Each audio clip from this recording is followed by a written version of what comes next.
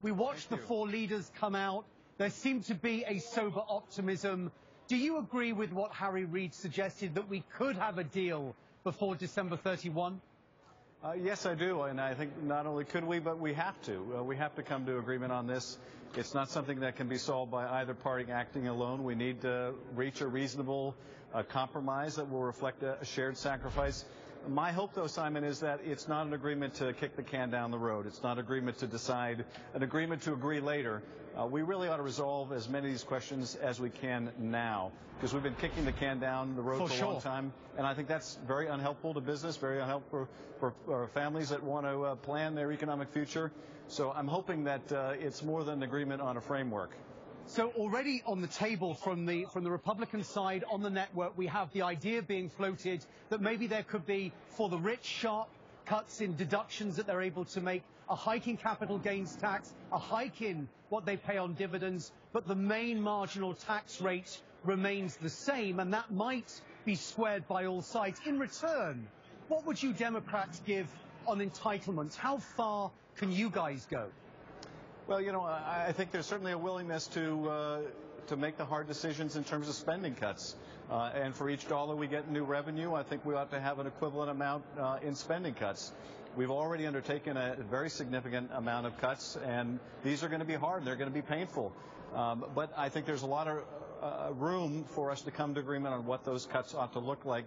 In terms of some of the entitlement programs, you know, I don't think that we should be attacking programs that were not responsible for our deficit and debt.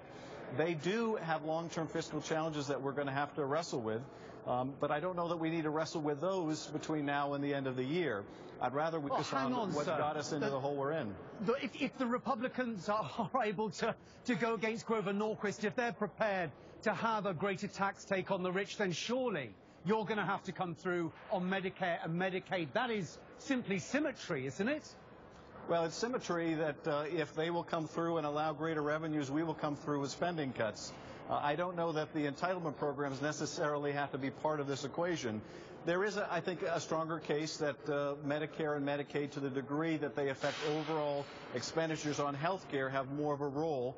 And there's certainly a more immediate problem in terms of the long-term fiscal health of Medicare and Medicaid. But I'm not all that optimistic that on those issues of that magnitude, we're going to get to an agreement between now and the end of the year. Then where? You set the framework of the quid pro quo on the cuts. Then where do the cuts come from? Because that surely is the bulk of the expenditure, the bulk of the problem. Well, it's not the bulk of what got us into the deficit and debt problem that we have. It is a challenge that we have to meet, but we are going to have to look for spending cuts.